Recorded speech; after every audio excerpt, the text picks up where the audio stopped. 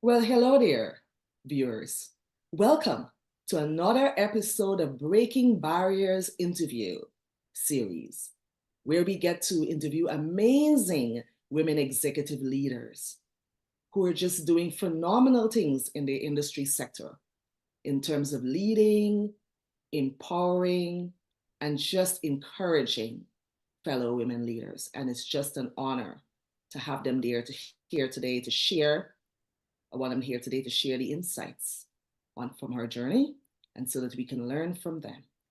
And so my name is Saskia Christian. I am the founder of BoostThru.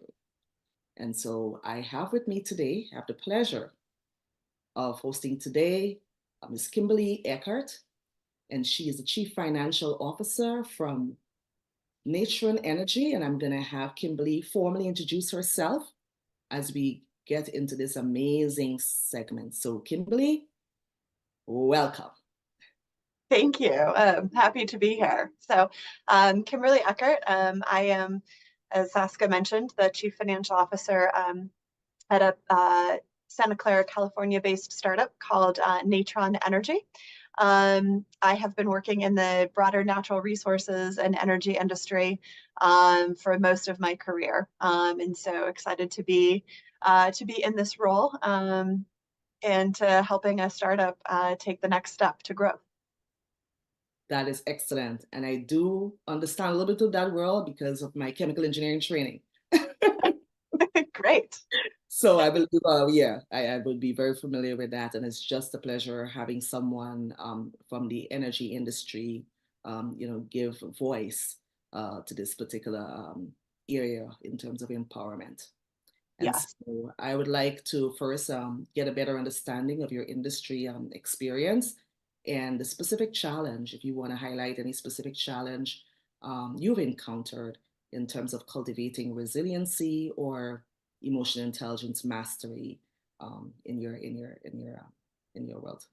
Sure. So my experience in natural resources, so I would say I started in earnest in the natural resources industry after business school. Um, so sorry, my computer just tried to make an update.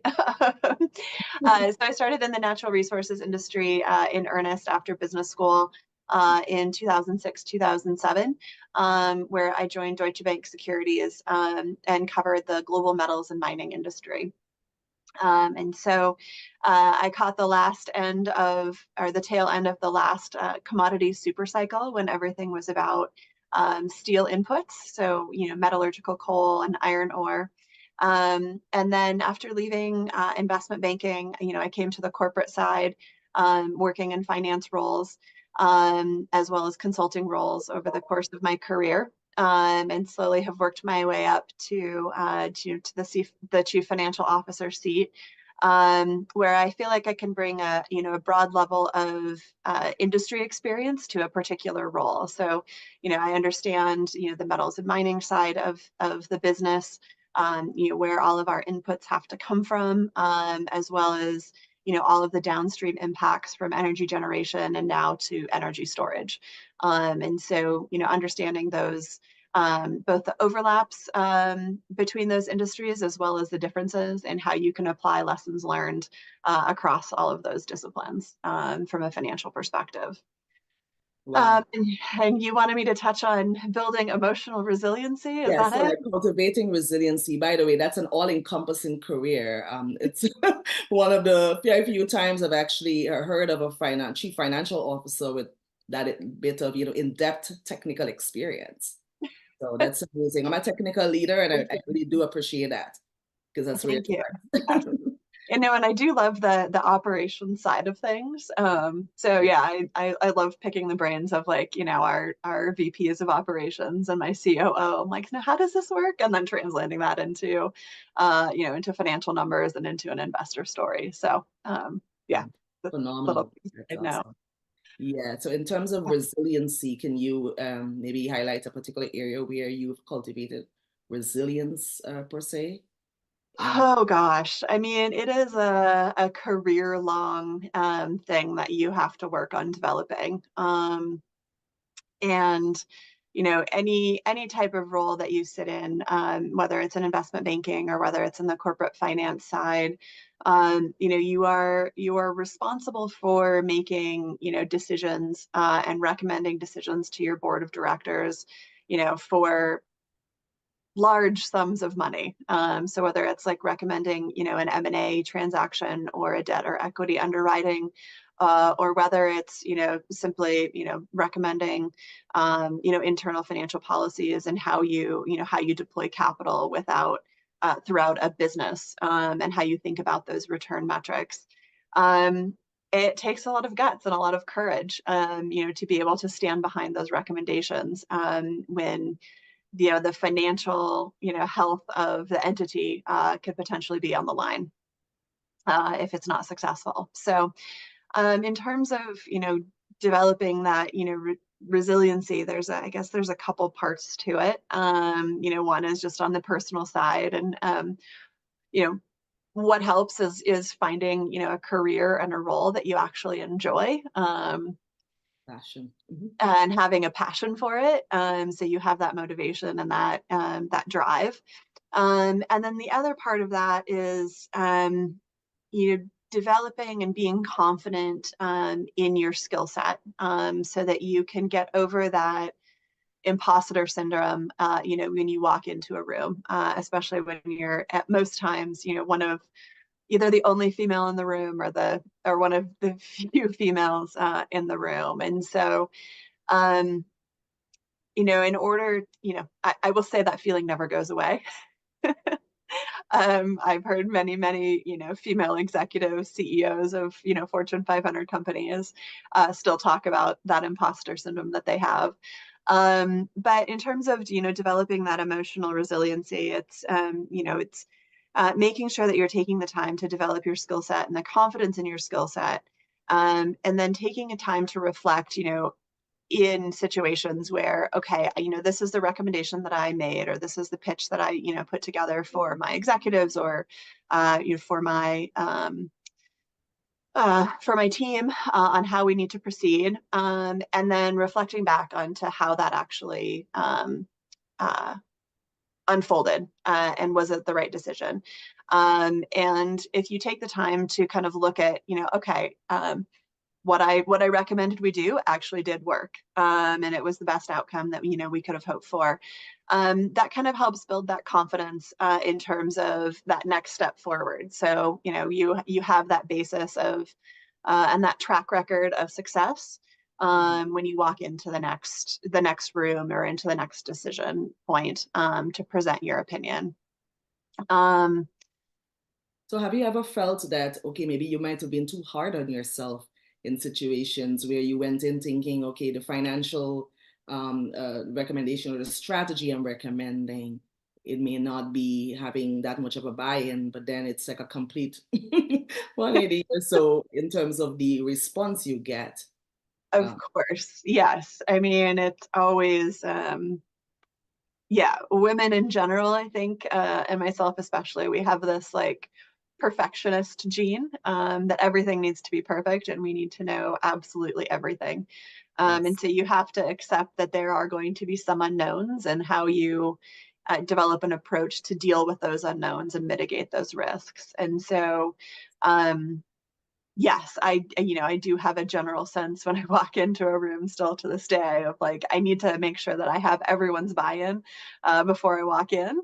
And that's not always necessarily the case. You don't necessarily need that, but you just need to have the confidence to present your idea and to defend, the reasons for it in a discussion, and have the confidence to speak up. Absolutely right. I mean, it just brought me back to yesterday. Well, actually, 2 days ago, I had the opportunity to interview, not interview, but to be a panelist and to Okay. encourage amazing women leaders at one of our local chambers here. And the essence of the whole message or the session is really that people really don't know their true capabilities, and they don't recognize their worth, their Yes. self. And so everything really, when I studied, it's like everything starts with self-confidence and self-worth, Yep. self-esteem. And nobody Yep. can give that to you. And you're doing I should say, a very challenging type of job and Yeah. numbers. And no women, as we as women leaders, every single job application, job description, you look to see if every single bullet you satisfy before you go forward. Same thing. So, Yes. Yes. Women definitely have the tendency to do that. And I forget what those particular statistics are, but like men apply for jobs where they meet like 60% of the criteria, whereas women only apply for jobs where they meet 100 or even more of those criteria. So yes, and I, um, yeah, yeah, and I and then just it's want to go back. always Yeah, go ahead, go women ahead. are always judged on their what they have already achieved, whereas men are always judged on their potential. Potential. Yeah. Brilliantly said. Yeah. And that is very, very accurate. And Yes. so it's unfortunate because really at the end of the day, if you go in knowing everything, then there's no opportunity for growth. And so where's Exactly. that growth mindset that we talk about? We don't want to have a fixed mindset, we want to have a growth mindset. But if you don't give yourself an opportunity to grow, That is true. in But a new the mindset that you need is not that I know everything, but it's that I know how to figure things out. Right? It's that resourcefulness and that ability to learn. And so acknowledging where you might have gaps in your skill set. You know, I come to the chief financial officer role from a more strategic finance side. I'm not an accountant. And so, I recognize that, I may not know the nuances of every, accounting standard, and so but also having that knowledge that like I know who to go to and where to go to find that knowledge and to figure it out. And I think that's where when it comes to that emotional resiliency, to be able to walk in and to do a job that where you don't meet like 100% of the criteria, you at least have the mindset and the capability to grow and to figure out what needs to happen to take it to the next level. absolutely well, brilliantly said. So let's just go back a little bit.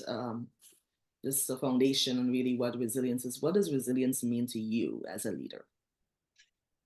Like if you have Uh, to define it. what does it mean, resilience? I mean, from a personal perspective, it's the ability and the desire to show up every day and to keep growing and to keep learning.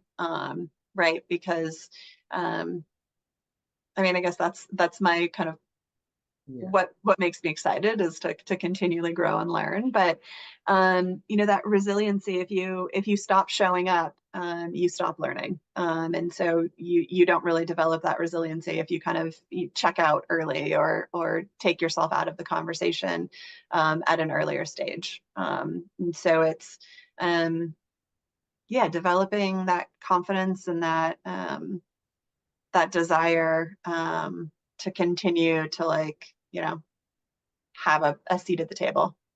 Yes, absolutely. And you did hit home on a key point there, right? Being able to look at adversities, sorry, as opportunities and convert everything into lessons, right? Yeah, exactly. Moments can be very painful, but that is a key part. But resiliency, to me, is really about overcoming those setbacks and Oh those yeah. challenges, those hardships on the Yeah. journey, both personally and professionally, because we're a human element. We have both, right? Yes, we do. We may be able to just, put boundaries on them, but we're human.